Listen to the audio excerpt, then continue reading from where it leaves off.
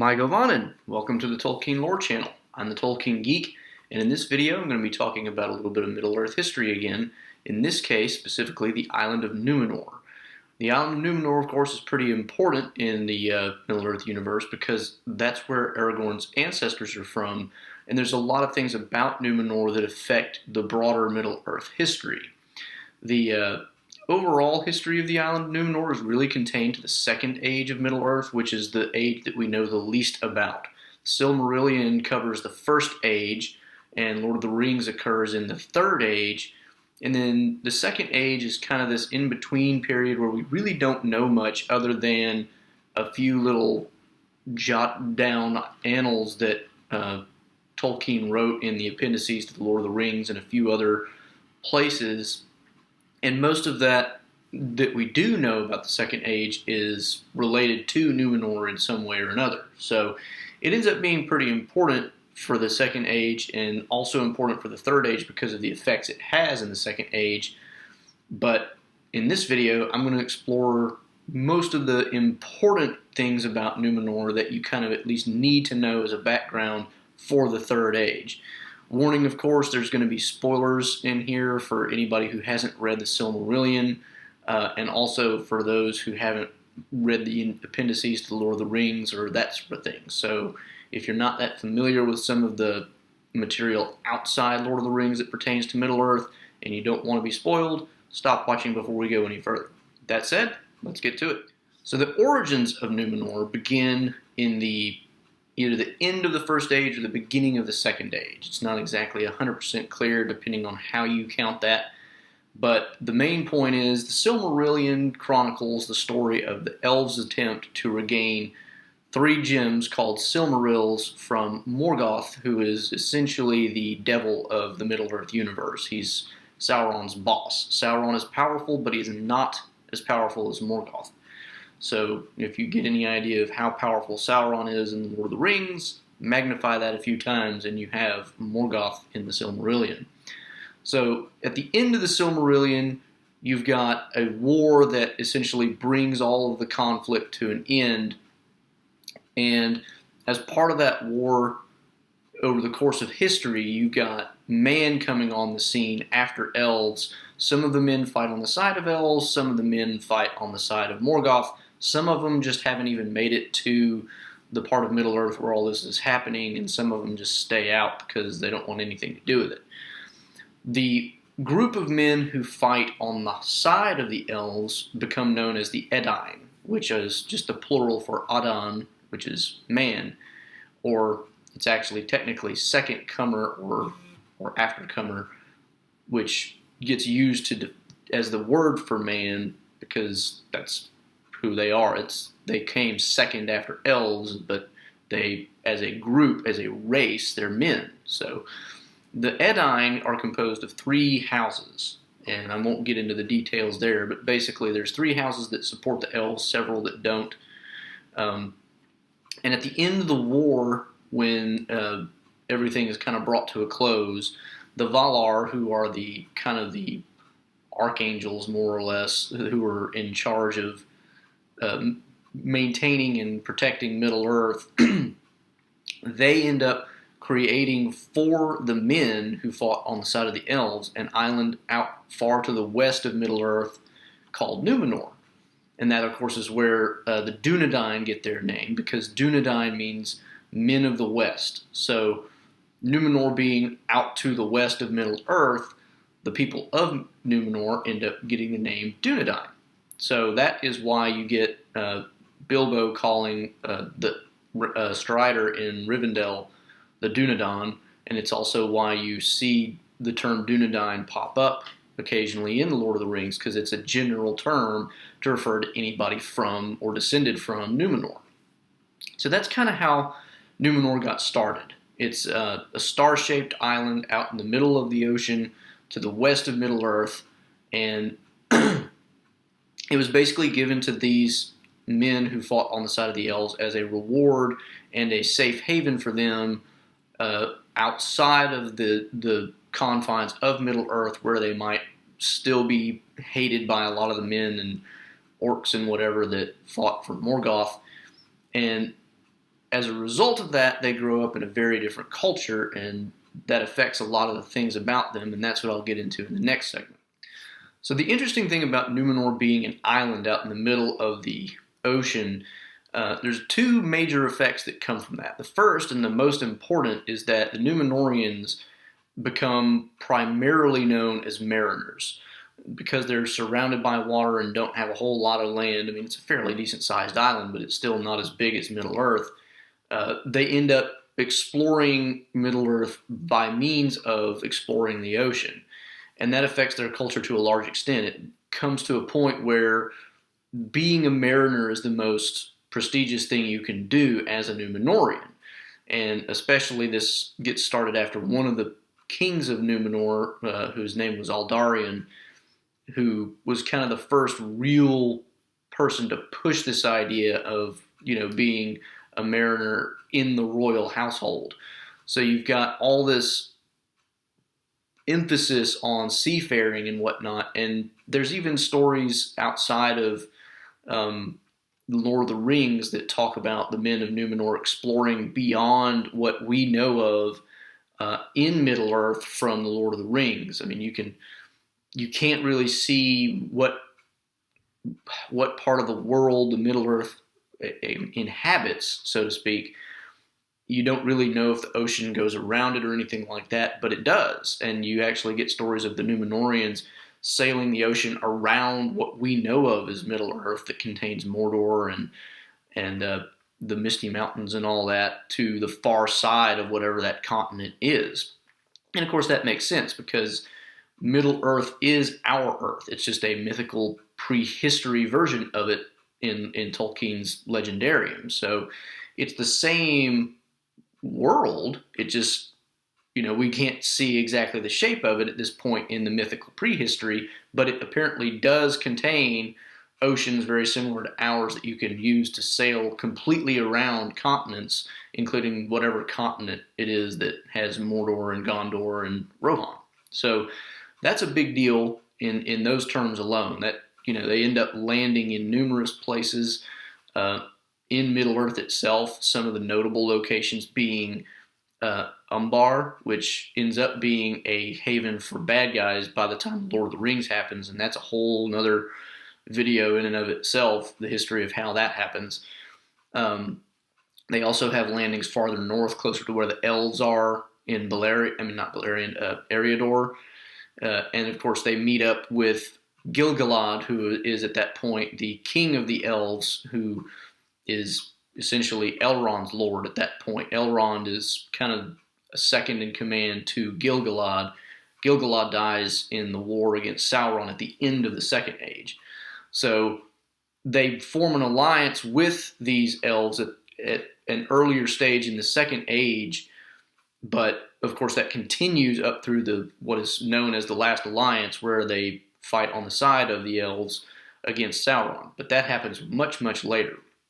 The other interesting thing about Numenor, as a result of it being an island, is the fact that it is far enough to the west that it is actually in sight of where the elves are out to the west. Of course, if you read The Lord of the Rings that the elves in Middle-earth are leaving via ships to go to the west, where they can end up going to what is known as the Undying Lands. Now, if you've only seen the movies and you don't really have a lot of knowledge of reading it and whatnot, it's a little unclear how this works, but essentially there are two land masses out to the west that you can get to. One is Valinor, that's the true Undying Lands. That's where the Valar reside. That's where most of the elves reside.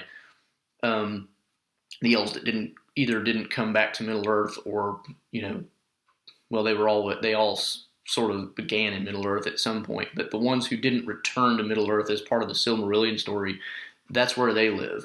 And then there's a second island called Tol Eressëa, and Eressëa it's an island much like Numenor, and that's where the elves who came back from Middle-earth get to live. And there were already some elves there. There's three branches of elves, much like there's three houses of the Edain. And one of the houses of elves are also very famous for their shipbuilding, and they live on that island because they love the sea so much. They also live on the shores of Valinor, but Eressëa ends up becoming the home for the returned exiles who come back from Middle-earth to the west. So as a result of this, the Numenorians end up having close relationships with the elves for most of the Second Age. They're very friendly with the elves, but they also kind of have this vision of what it could be like to be deathless. Now, as a result of the blessing of the island of Numenor itself, they do have longer life as well. They're given longer lifespans by the Valar. In fact, the very first king, and I'll talk a little bit more about him in a minute, lived 500 years. Aragorn lives 210 years, and by the time that happens, his is actually unusually long. And most Numenorian blood by that point was so diluted that nobody really lived longer than the average human in Middle-earth. But even in their prime, when they're living very long lifespans, and the king's household always had a longer lifespan than the average Numenorian even, but even in that era when they had long lifespans and could do lots of things that the average man in Middle-earth couldn't do, they saw the elves and there was just a little hint of, I'd like immortality too. And that ends up becoming important for the next stage in Numenorian history, which I'll get to in the next segment. So Numenor is, of course, the haven of the good men of Middle-earth. Now, there's still some men in Middle-earth who are not evil. So the ancestors of what we know of as the nation of Rohan in the Lord of the Rings trilogy, those men were not evil. They didn't side with Sauron or Morgoth, but they weren't, on the side of the elves in the Silmarillion. So naturally, this being the home of the good men of Middle-earth, the ones who helped to defeat Morgoth in the First Age, Sauron, who is still working in Middle-earth and trying to achieve his own goals, naturally doesn't like them. He also really hates them because at some point in the Second Age, they end up landing and making inroads into Middle-earth, which he wants to rule. And he knows that they're powerful enough that he can't defeat them outright, especially with the elves who remain in Middle-earth on their side. So he has a huge amount of incentive to get rid of them somehow. And this ends up becoming important. Sauron, at different points in the Second Age, does attempt to wage war against the people of Middle-earth, or at least build up his power so that he can do that. And the kings of Numenor kind of notice this because they've already, they have different seaports on Middle-earth and they know what's going on. And one of them at some point gets it into their head that we don't really want Sauron doing this because he's the bad guy and he's too powerful. So we're going to go and land in force and basically conquer him if we have to. Well, one of the kings does this, and eventually what happens is Sauron, he gets smart. He doesn't try to fight the Numenorians because he doesn't really have the sheer power to fight them at this stage. So what he does is he pretends to surrender, essentially. He goes out and humbles himself and basically says, okay, you win. And he's taken as a prisoner, willingly, but not known to the king of Numenor, back to Numenor itself. And through his wiles and his cunning and evil, he ends up kind of becoming one of the key advisors to the king. Now, you would think, right, that these guys would be smart enough to realize, don't trust anything this guy says. Don't trust Sauron. But because Sauron knows their weak point, which is their desire for immortality, he kind of plays on that and takes it as a way of getting in good with the king and trying to influence him as far as how to run the nation and how to maybe try to achieve that goal of immortality. And there's a hint of like an Adam and Eve story here, even though Sauron is not he's not the devil in Middle-earth lore, but there's a hint of that Adam and Eve type story here because he's essentially doing the same thing, whereas in Genesis, the devil is trying to tempt Eve with knowledge. In the Middle-earth lore, Sauron is trying to tempt the king of Numenor with immortality, which is the one thing that he knows that they can't get, that they really, really want. And by this point, a lot of Numenorians had become more corrupt over time. There was a set of Numenorians who remained friendly to the elves, but they became increasingly small in number, and more had to hide their affinity for the elves. At some point in that history, it actually became a law that elves couldn't come to Numenor to visit, nor could anybody in Numenor seek to contact the elves. So this had already happened by the time Sauron came and was trying to weasel his way in, which is why it was easy for him to do so, because it was already becoming a more corrupt society. And at the time that Sauron becomes a key advisor, we're talking about the last king of Numenor. This is when things are about to come to a head. And the way that happens is Sauron gets the king of Numenor to actually start, he gets him to build a temple, which is a very nasty temple, even from the point of view of aesthetics, if you read the story. But its purpose is to do human sacrifice, essentially. And Sauron is using this as a way of kind of saying this is part of how you get to the stage where you can have immortality. And of course, the people who were sacrificed are invariably, or almost invariably, the friends of the elves. So he's using this as both a way to further corrupt those who are already corrupt, and to get rid of enemies of his that he knows are still on the island, that still have a substantial sway.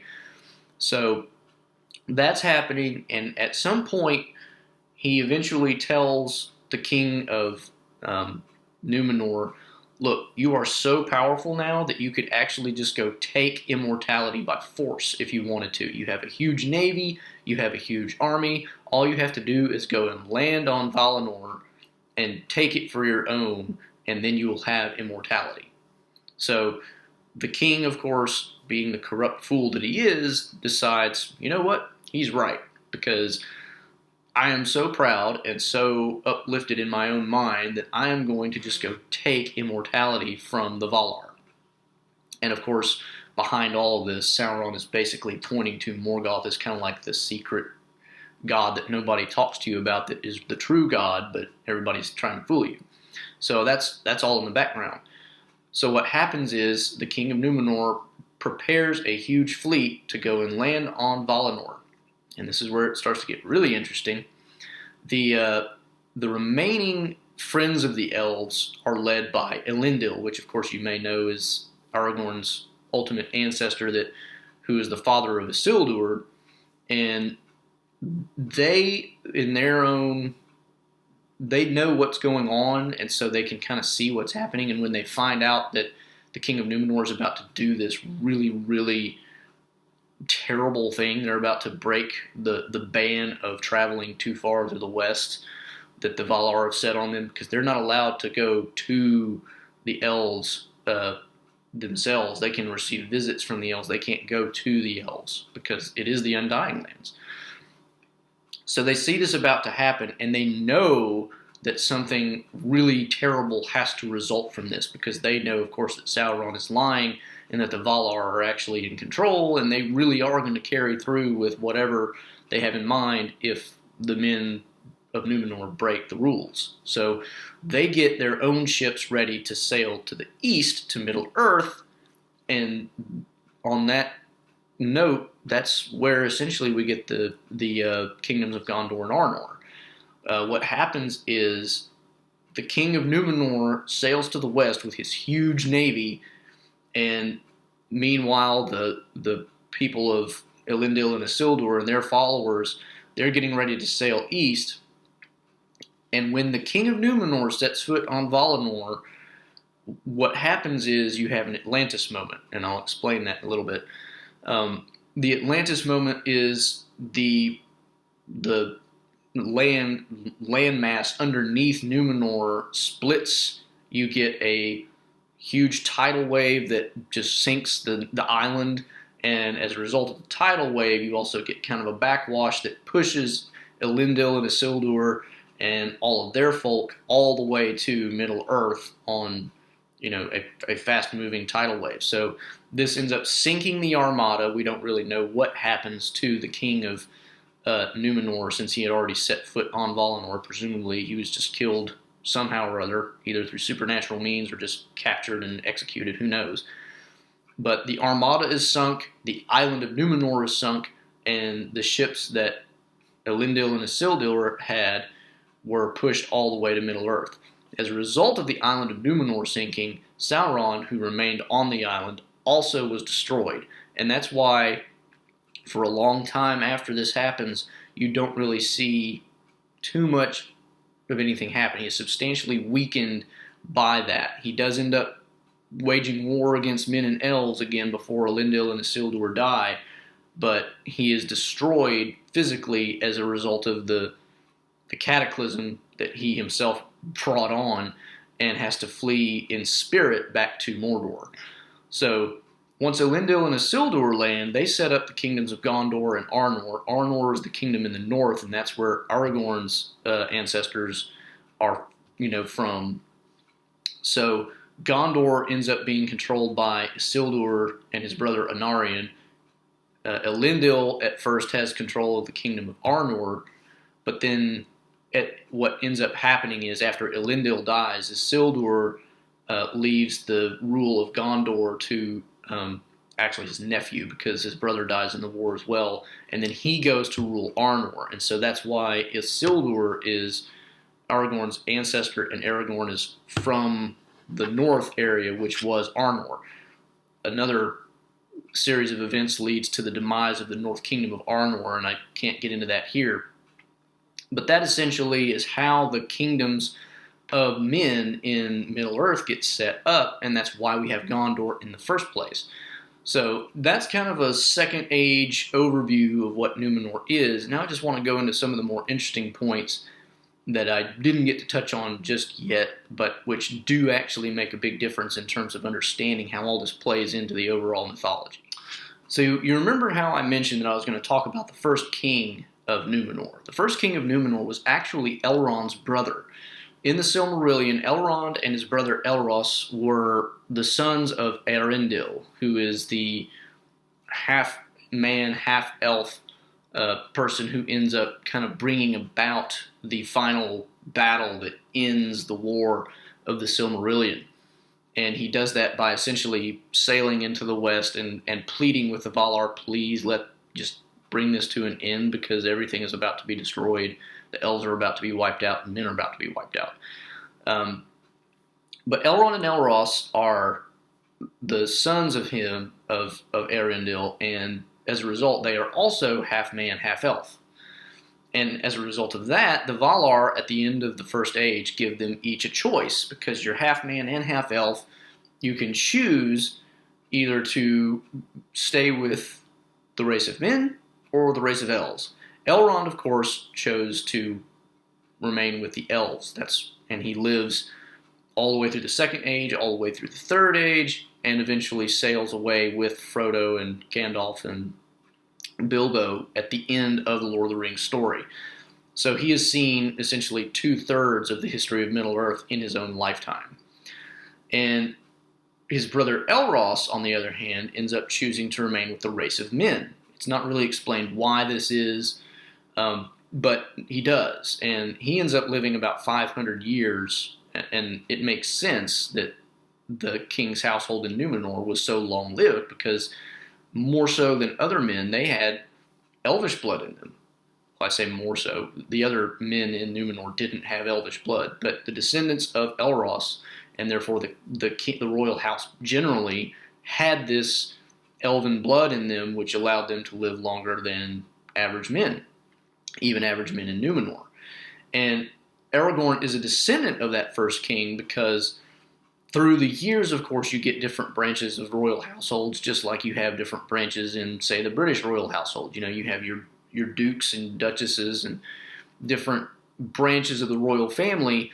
Elendil was a an indirect descendant of one of the kings of, well, I say indirect, he just wasn't the primary heir to the throne line of the kings of Numenor. And so Elendil is descended from Elros, and therefore so is Aragorn. So Aragorn has this same elven heritage in his own genealogy, and that's, of course, explains why he lives so long. It also explains why he and Arwen are actually relatives, because his great, however many greats, grandfather is the brother of Elrond. So, I mean, they're actually some kind of cousin X number of times removed. And that's important for all kinds of reasons. It explains why Elrond was so willing to take him in and foster him, which you might not know if you didn't read the appendices. But it explains all kinds of things. It explains, in fact, it even explains to a large extent why the royal people of the Numenorian line are all dark-haired and gray-eyed, because it all goes back to that same look. Beren was a dark-haired, gray-eyed person. Luthien was dark-haired. I don't remember the color of her eyes. But Elrond is the same. He has dark hair, gray eyes. Arwen, brain fart. Arwen has the same, basic look. Dark hair, gray eyes, maybe blue eyes. Can't remember for sure. But the point is, they all have that same aesthetic going because they're all descended from the same people. So that explains quite a lot about, just in general, the family history. The other interesting thing I wanted to point out was, I mentioned earlier that Numenor had an Atlantis moment, and that is not by accident. Numenor is Atlantis, essentially, and I've mentioned this in some previous videos. Lewis and Tolkien had an agreement where Tolkien would write a time travel story, and Lewis would write a space travel story. Lewis ended up writing what we know of as the Space Trilogy. Tolkien never finished his story, which is unfortunate because it would have been interesting to see how that worked out. But his time travel story was going to be called The Lost Road. He got several chapters into it, and Christopher Tolkien later published those chapters in The Lost Road and Other Writings, which is volume 5 of the History of Middle-earth series. And so you can pick that up and read that, and I do recommend it because it does give you an interesting idea of where the story was kind of headed. The basic premise of the story is that a person in modern-day England is kind of getting some kind of inspirations of the Elven language, and he doesn't know where it's coming from or anything like that, and so he's eventually actually visited in a vision or a dream by Elendil himself and given the option to go back in time and see the downfall of Numenor. And so the story was going to be about an Atlantis. It really was explicitly going to be about an Atlantis-type event. And as a result of that, it ends up, of course, playing out like Atlantis. Now, of course, this is a mythical prehistory for our Earth, so it makes sense that if there's a legend of Atlantis in our world, that there would be some kind of mythical prehistorical event that actually happened analogous to the Atlantis legend. And the other interesting thing about this is it also is partially derived from Tolkien's own dreams. And I think I mentioned this in a previous video as well, that the dream that Faramir has that he tells Frodo about of standing on a cliff and seeing a huge wave coming and he's not really able to turn around or do anything about it, that is a dream of Tolkien's that he gave to Faramir, which in the movie for some reason ends up being given to Éowyn. If you've seen the extended version, it doesn't really make much sense in the context of the movie how they did that. It's just they add it kind of for dramatic flair, and that's really all it's for. But the dream itself he bequeaths to Faramir, and of course Faramir, that makes sense because he also is a descendant of Numenor. But the main point is at that point, Tolkien is essentially giving this dream of an island drowning to Faramir, and that influences his story of Numenor. It's like he has this Atlantis-like dream, And so he gives that to Faramir, turns it into, and of course he does this before he even writes Lord of the Rings. He starts the Lost Road much earlier than that, but he uses that dream as part of his mythology of the Numenor Atlantis part of his Middle-earth legendarium. So there's a lot of interesting connections going on with Numenor. It's very much a personal thing with Tolkien because it has this dream aspect to it. It also has the connection of being a mythical prehistorical event that matches with our own legend of Atlantis, and it ends up affecting the Third Age. And the fact that he writes about Numenor before he even gets to the Third Age is what makes it even more interesting, because if he hadn't already had that agreement with Lewis and started that story, we wouldn't have a Numenor in Middle-earth. And so the Lord of the Rings would have been an incredibly different story, because you wouldn't have even had an Aragorn who was the descendant of kings from Numenor to begin with. You might have still had an Aragorn, but he wouldn't have been the same person at all. And so there's all kinds of interesting connections, because ultimately the island of Numenor and how that all plays out, that's the connection between Beren and Luthien and Aragorn at the end. So you would have had to have changed the entire set of Aragorn's history if you didn't have that Numenor legend. So it's really interesting how all these different things play into Tolkien's legends and the myths that he created. So that's more or less kind of the interesting side notes about Numenor that I wanted to bring out. And that'll pretty much wrap up my video here, because that kind of gives the broad overview. I may eventually go back and do some more detailed videos, but for now, that's kind of the broad overview that I wanted to give for those of you who may not know that much about Numenor, but wanted to know without having to read, the Silmarillion and other parts of the Legendarium that you may not have ready access to. Okay, so that was a long video, longer than I really anticipated, and I hope you stuck with me through to the end, because I think this really is an interesting topic. And if you did like the video, please like it and share it with your friends. If you want to learn more about Middle-earth history or anything related to Tolkien, please subscribe to the channel. You can also follow me on Twitter at JRRTLore. And until next time, I'm the Tolkien Geek signing out for the Tolkien Lore channel. Namaste.